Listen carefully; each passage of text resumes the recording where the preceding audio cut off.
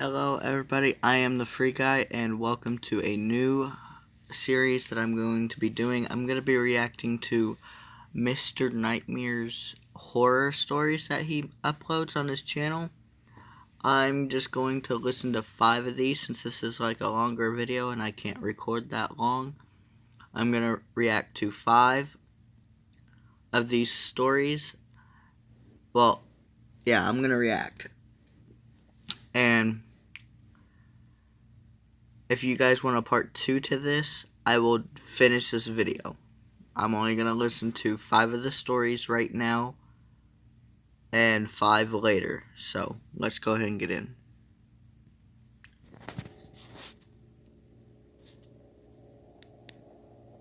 Okay.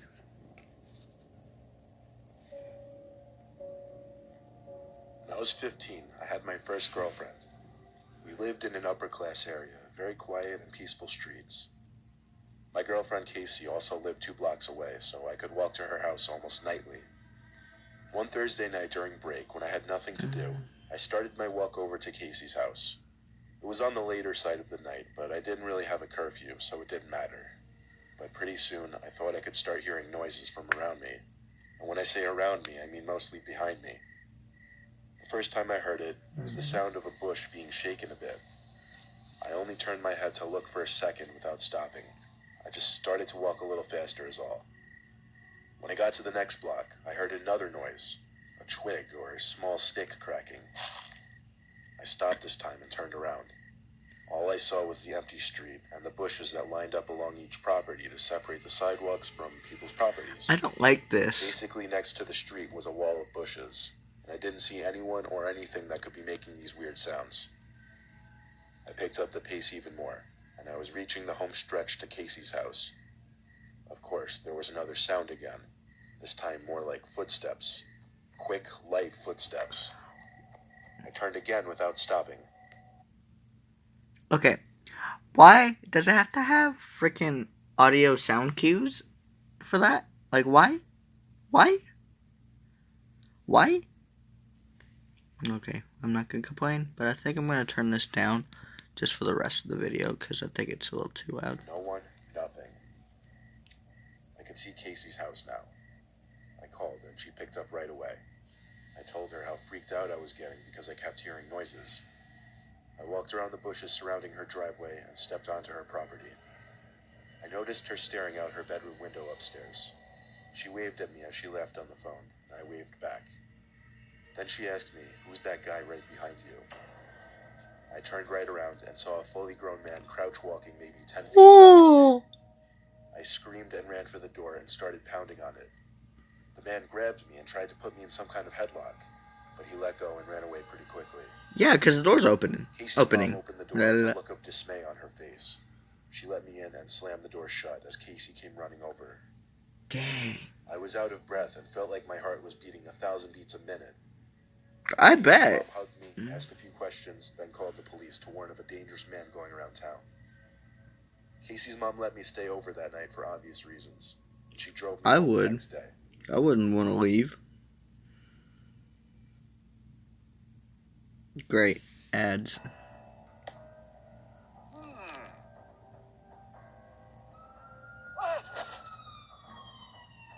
I'll get caught. Alright, let's continue. Story 2. It was a dangerously stormy night. Everyone in my family was doing their own thing. I was in my room watching TV, my parents were in the living room watching some comedy show, and my sister was playing video games upstairs. I usually enjoyed stormy nights like this because it made me feel relaxed. I was relaxed until there was a monstrous bang on my window. I jumped up and looked outside. There was someone outside my window, but the large amount of rain pouring down the window kind of blurred his face. That's when you grab a bat. Grab a bat. Pounding at my window. It sounded like he was screaming for help. Grab a bat. Don't let him in. He's gonna kill you. He screamed in, "Let me in." Or he's gonna be. The rain was so loud I had to scream. Or I'm going to what? Front. Then I shut my window. I didn't hear what he said. I ran outside to the living room to tell my dad that some man who seems to be in distress is screaming for help outside. And then came the knocks and shouts for help outside our front door. My dad was about to open the front door, but I stopped him. I said wait, because I wasn't sure if it was a good idea. Then the phone rang, and on the TV, it displayed the caller ID of our next-door neighbor. My dad ran to pick it up. When I heard him say no fucking way, I knew something was wrong. Oh, He profanity. hung up the phone and Oops. said stay away from the door. That's He fine. didn't explain why. He just went to the window to peek at the front stoop. There is where he said he saw a guy crouched down, pounding on the door, holding some kind of large, sharp tool.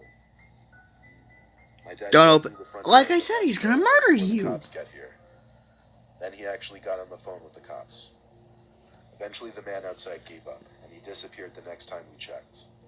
My Bye-bye. dad was on the phone with a neighbor. He told my dad that he saw some homeless-looking guy rummaging through his shed and came out with a large chopping axe. The cops found the crazed man wandering around the streets, and it made it in the newspaper a few days later. Woo! I already called it. Don't open the door because he's gonna be a murderer. I called it. Called it right down the middle. Alright, story 3. Oh, I don't like that heartbeat. And go away with these stupid ads. I was in the living room watching my favorite cartoon. They're not ads, but I they're had the TV notifications. pretty loud, but I thought I could hear my mom calling my name from downstairs. It's not your mom. I called back, what?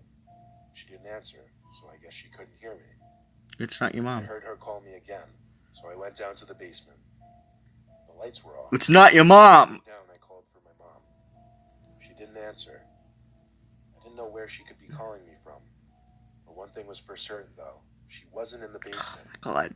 I started going back up the stairs, but before I even got to the top stair, I heard my mom's voice again from down in the basement calling my name. Is it your mom? I looked down into the pitch blackness. I ran back up to the top step, turned on the lights, and walked halfway back down, peeking into the basement. I didn't see my mom anywhere down there. Suddenly, I got a huge rush of horror. I ran up the stairs, basically crying for my mom. She came rushing down the stairs from upstairs, and I cried to her that something was calling me from downstairs that sounded just like her. She swore to me that she hadn't been calling me. She went down to the basement to check and make me feel better, but I didn't feel better. I wouldn't Sure, she either. didn't believe me. Why would she?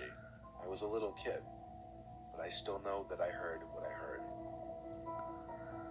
I'm extremely scared right now. I'm like, fourth story. I might go ahead and continue. I don't know. My grandpa recently told me a story. It was about a night he took his dog for a walk. He used to have a small Boston Terrier named Sherry, who he named after an old friend of his who passed away. Aw. My grandpa lives like 2 hours from us on a farm, and there's not much that goes on there. He lives with his wife Marianne, who he married like 15 years back. Every day, Marianne would take Sherry for a walk in the morning, and my grandpa would take her for a walk in the evening. On a regular walk during sunset, my grandpa was walking Sherry down the usual dirt path that ran along the woods next to their property. My grandpa passed by another person on the trail who Sherry instinctively barked and pulled towards like most dogs do when they see strangers. My grandpa said hello to the stranger, who had a large hood up, but the stranger just walked past without even batting an eye. So he and the dog kept walking. Sherry kept looking back every so often and barking, however. You freaking My jerk. grandpa would tell him to shush and yank at the leash to keep him walking. Eventually, my grandpa would turn around to look at what Sherry could be barking at. The stranger who passed him by a few minutes earlier was stalking him from behind a tree in the near distance. Figure. My grandpa Stalkerish. decided to pick up the pace as fast as possible. I In would. his old age, he always carries pepper spray in his big coat pocket just in case. Good. He was getting closer to the house when suddenly he heard clicks from the leaves on the ground inches behind him. But before he could turn, he felt the warmth of a glove cover his mouth and nose, preventing him from screaming or breathing. My grandpa says he could hear Sherry barking and biting at the stranger, which might have helped in loosening the man's grip a little. My grandpa says he struggled to grab the pepper spray out from his pocket, but when he did, he sprayed it at least 10 times and continued spraying it even after the man who was holding him let go and started to scream. My grandpa came as close as he could to a run to escape. Dang! He was perfectly okay. MVP Grandpa.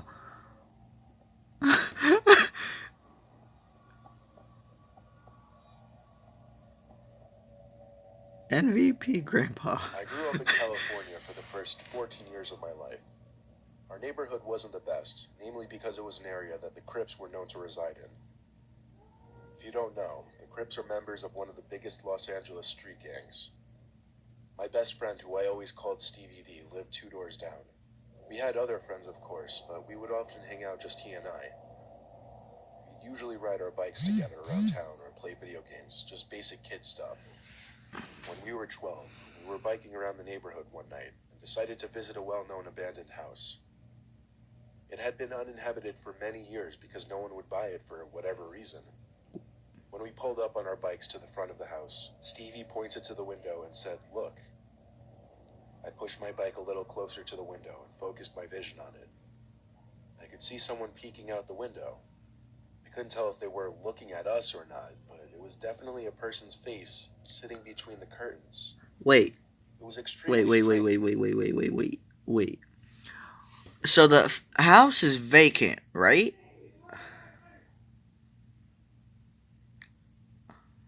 If the house is... You better not go in the house, that's all I ask. Please don't go in the house.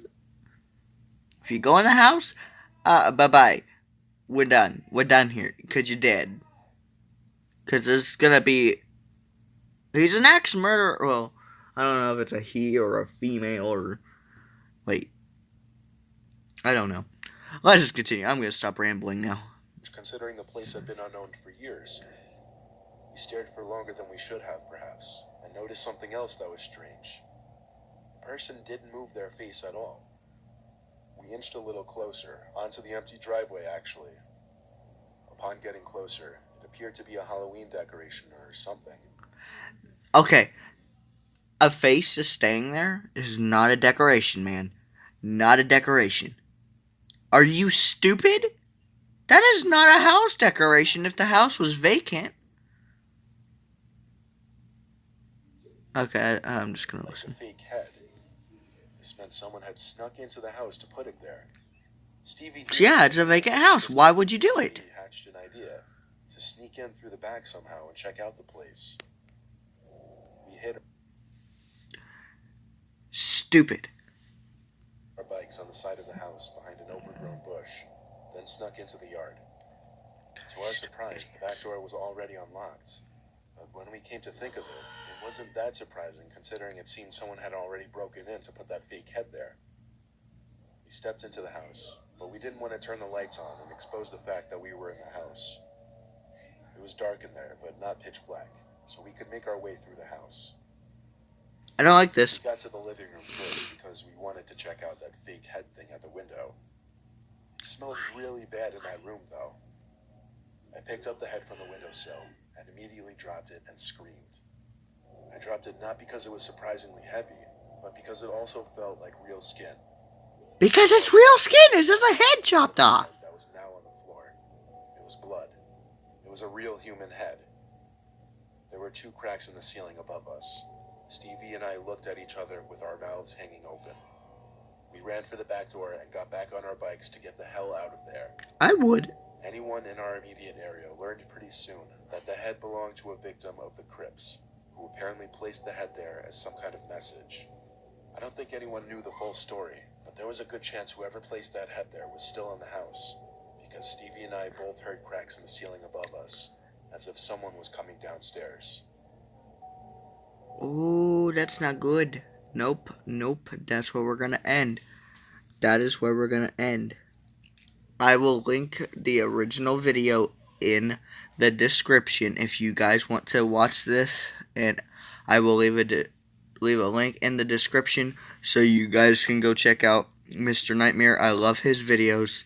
I've actually been subscribed to his channel for about 2 years now, and yeah. There's also another YouTuber that I would like to do a couple of reaction videos to, and that's Llama Arts, and also Mr. Creepypasta. I listened to a Creepypasta one today, and it's called My School is Taking Children, or Torturing Children. I can't remember what the name of it is. I will link that one in the description too if I'm able to.